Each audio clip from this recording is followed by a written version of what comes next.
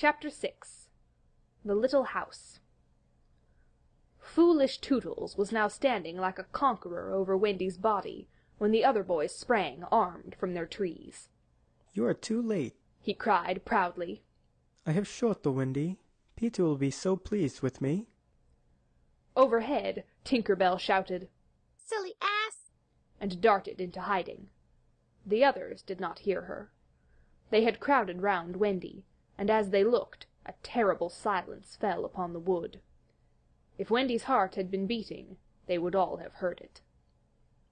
Slightly was the first to speak. "This is no bird," he said in a scared voice. "I think this must be a lady." "A lady?" said Tootles, and fell a-trembling. "And we have killed her," Nibs said hoarsely. They all whipped off their caps. "Now I see," Curly said. "Peter was bringing her to us." He threw himself sorrowfully on the ground. "A lady to take care of us at last," said one of the twins. "And you have killed her." They were sorry for him, but sorrier for themselves, and when he took a step nearer them, they turned from him. Tootle's face was very white, but there was a dignity about him now that had never been there before.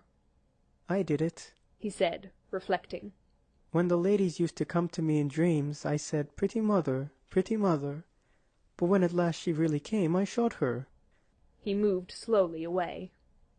"Don't go," they called in pity. "I must," he answered, shaking. "I'm so afraid of Peter." It was at this tragic moment that they heard a sound which made the heart of every one of them rise to his mouth. They heard Peter crow. "Peter!" they cried, for it was always thus that he signalled his return. "Hide her!" they whispered, and gathered hastily around Wendy. But Tootles stood aloof. Again came that ringing crow, and Peter dropped in front of them. "Greetings, boys!" he cried, and mechanically they saluted, and then again was silence. He frowned.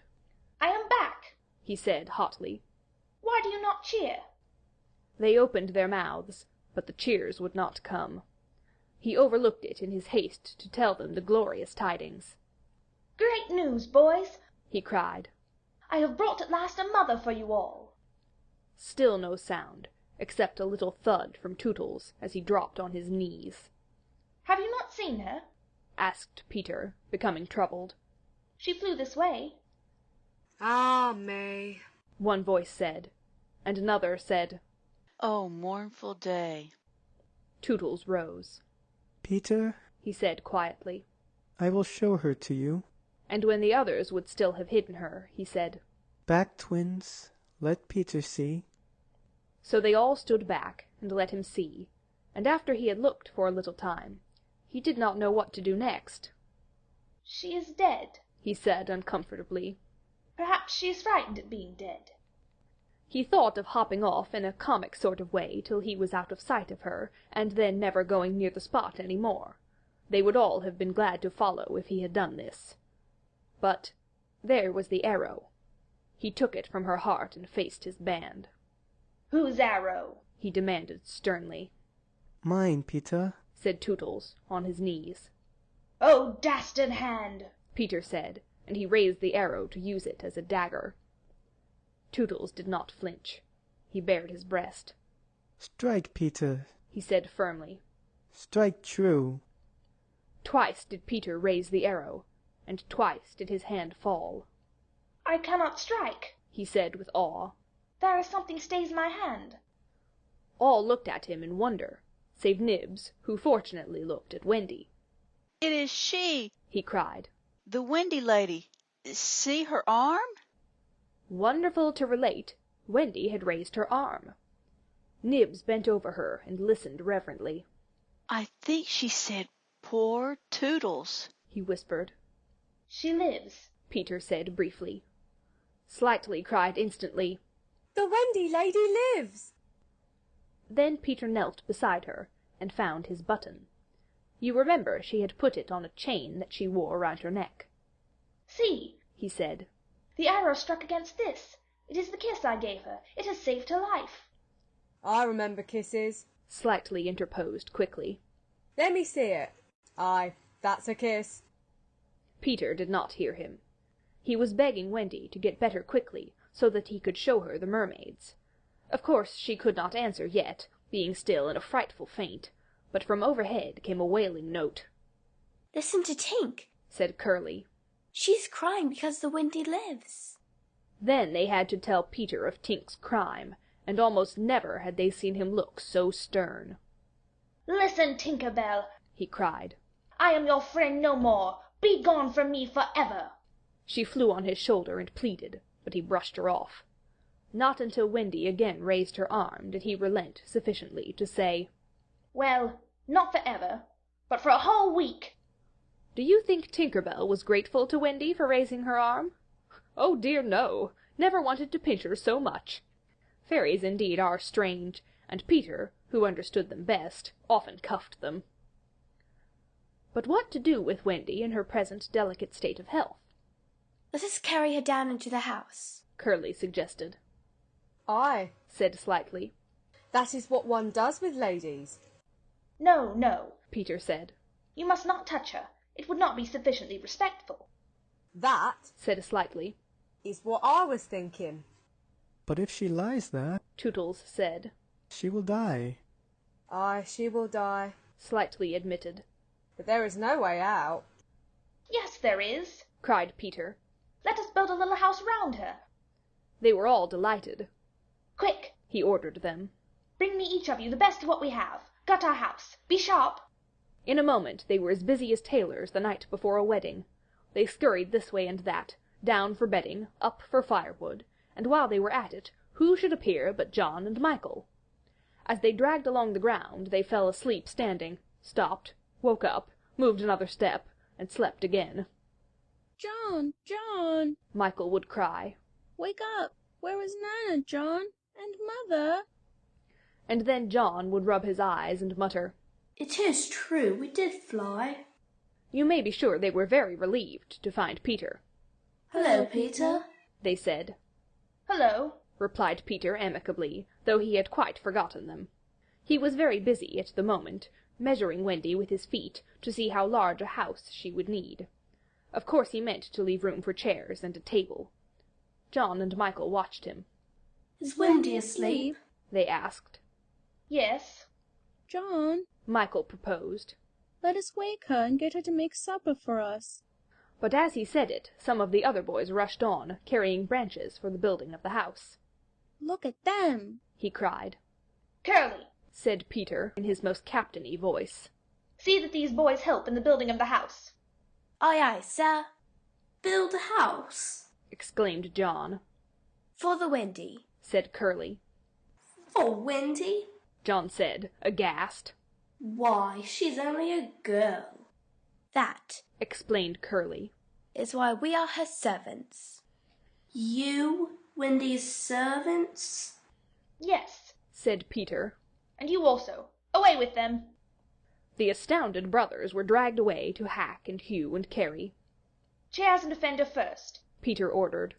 Then we shall build a house round them. Aye, Said slightly. that is how a house is built. It all comes back to me. Peter thought of everything. Slightly. He cried. Fetch a doctor. Aye, aye. Said slightly at once, and disappeared, scratching his head. But he knew Peter must be obeyed, and he returned in a moment, wearing John's hat and looking solemn. Please, sir. Said Peter, going to him. Are you a doctor? The difference between him and the other boys at such a time was that they knew it was make-believe, while to him make-believe and true were exactly the same thing. This sometimes troubled them, as when they had to make believe that they had had their dinners. If they broke down in their make-believe, he rapped them on the knuckles. Yes, my little man. Slightly anxiously replied, who had chapped knuckles. Please, sir. Peter explained. A lady lies very ill. She was lying at their feet, but Slightly had the sense not to see her. Tut, tut, tut. He said, Where does she lie? In yonder glade. I will put a glass thing in her mouth. said Slightly, and he made believe to do it, while Peter waited. It was an anxious moment when the glass thing was withdrawn. How is she? Inquired Peter. Tut, tut, tut! Said Slightly. This has cured her. I am glad. Peter cried. I will call again in the evening. Slightly said. Give her beef tea out of a cup with a spout to it. But after he had returned the hat to John, he blew big breaths, which was his habit on escaping from a difficulty. In the meantime, the wood had been alive with the sound of axes. Almost everything needed for a cozy dwelling already lay at Wendy's feet. If only we knew, said one. The kind of house she likes best. Peter, shouted another. She is moving in her sleep. Her mouth opens, cried a third, looking respectfully into it. Oh, lovely. Perhaps she is going to sing in her sleep, said Peter. Wendy, sing the kind of house you would like to have. Immediately, without opening her eyes, Wendy began to sing. I wish I had a pretty house, the littlest ever seen, with funny little red walls and roof of mossy green. They gurgled with joy at this, for by the greatest good luck the branches they had brought were sticky with red sap, and all the ground was carpeted with moss. As they rattled up the little house, they broke into song themselves. We built the little walls and roof and made a lovely door. So tell us, Mother Wendy, what are you wanting more? To this she answered greedily. Oh, really, next I think I'll have gay windows all about, with roses peeping in, you know, and babies peeping out. With a blow of their fists they made windows, and large yellow leaves were the blinds. But roses! Roses! cried Peter sternly. Quickly they made believe to grow the loveliest roses up the walls. Babies! To prevent Peter ordering babies, they hurried into song again. We've made the roses peeping out, the babes are at the door. We cannot make ourselves, you know, 'cause we've been made before. Peter, seeing this to be a good idea, at once pretended that it was his own. The house was quite beautiful, and no doubt Wendy was very cozy within, though, of course, they could no longer see her. Peter strode up and down, ordering finishing touches. Nothing escaped his eagle eyes. Just when it seemed absolutely finished, "There's no knocker on the door," he said. They were very ashamed, but Tootles gave the sole of his shoe, and it made an excellent knocker. Absolutely finished now, they thought. Not a bit of it. "There's no chimney," Peter said. "We must have a chimney." It certainly does need a chimney, said John importantly. This gave Peter an idea. He snatched the hat off John's head, knocked out the bottom, and put the hat on the roof. The little house was so pleased to have such a capital chimney that, as if to say thank you, smoke immediately began to come out of the hat. Now really and truly it was finished. Nothing remained to do but to knock. "All look your best," Peter warned them. "First impressions are awfully important." He was glad no one asked him what first impressions are. They were all too busy looking their best.